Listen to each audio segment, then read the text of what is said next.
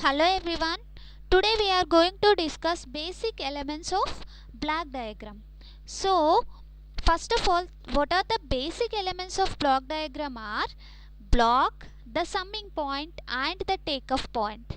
So, in order to understand what is block and what is summing point and what is takeoff point, we will take one closed loop control system in order to identify the elements like block, the summing point and takeoff point. So this is the closed loop control system diagram. So here this one indicates the summing point and this one indicates the takeoff point, and this G of S and H of S indicates the blocks. This G of S and H of S indicates the block. So in the above block diagram consist of two blocks having the transfer functions of G of S and H of S, and it is also having one summing point and one takeoff point. Arrows indicates the direction of flow of signals. So let us discuss the elements one by one. So in this diagram, this arrow indicates the direction of flow of signal. This is the summing point, this is the takeoff point, and this G of S and H of S indicates the blocks. So let us discuss. First of all, what is block? Block is nothing but the transfer function of a component. So the transfer function of a component is represented by a block, and the block is having a single input and the single output. So in order to understand the block, just here we are having, this is the block, and for this block we are having only single input, that is X of S, and we are having single output, that is Y of S, and the transfer function of this block is nothing but Y of S by X of S, that is nothing but the transfer function, that is equal to the G of S, that is equal to the G of S. So the transfer function of this block is written as G of S, that is equal to the output by input. Here the output is Y of S and the input is X of S. So G of S equal to Y of S by X of S, or Y of S equal to G of S into X of S, G of S into X of S. So here the output of the block is obtained by multiplying the transfer function of the block with input. So we know that the transfer function is nothing but the ratio of output to the input. So that is Y of S by X of S. So here Y of S is the output and X of S is the input. So in order to get the Y of S, just you need to multiply this G of S with the X of S. This G of S with the X of S. So the output of the block is obtained by multiplying the transfer function. The transfer function is nothing but G of S with the block input, that is X of S. So here the transfer function is G of S, that is equal to Y of S by X of S, and the output is Y of S. This Y of S is equal to the X of S into G of S. Next one is the summing point. Next element in the block diagram is the summing point. So the summing point is represented with a circle and having cross inside. It has two or more inputs and a single output. It produces the algebraic sum of the inputs. It also performs the summation or subtraction or combination of summation and subtraction of the inputs based on the polarity of the inputs. So let us see these operations one by one. So for example, this is the diagram. So here the summing point is represented with the circle and the cross mark in it.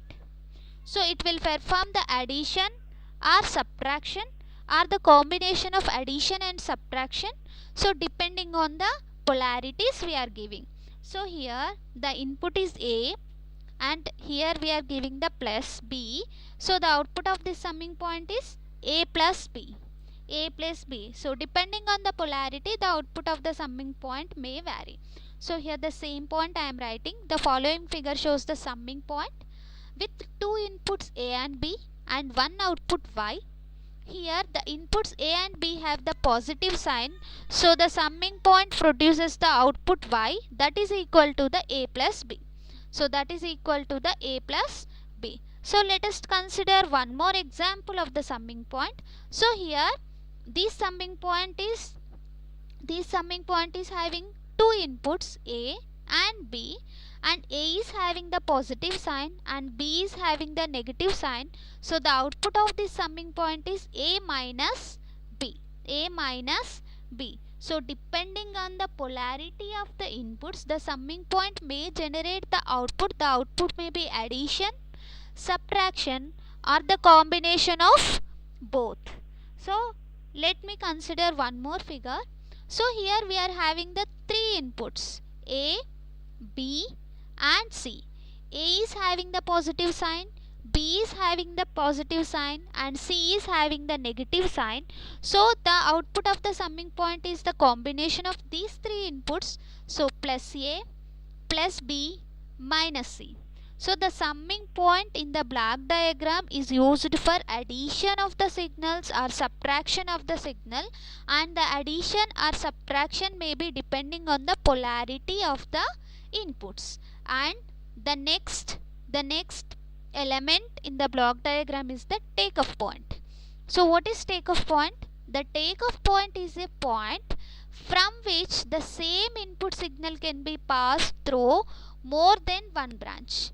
That means with the help of takeoff point we can apply the same input to one or more blocks. So in order to understand the takeoff point, so this is the example of takeoff point. So by the usage of takeoff point we can apply the same input signal to the more than one branch. We can apply the same input signal to the more than one branch. So for this purpose we are using the takeoff point. So this is the takeoff point. This is the takeoff point. So thank you for watching. Hope you understood what are the different blocks in block diagram. Those are nothing but summing point, takeoff point and the blocks. The blocks represent the transfer function of any system, and the summing points are used for addition or subtraction of the signals, and the takeoff point will be used to connect the output. So in this figure, once you observe in this figure, the takeoff point is used to connect the output C of S as one of the input to the summing point. So from this, the output is getting back to the input with the usage of takeoff point. So hope you understood what are the basic blocks in the block diagram. So thank you all.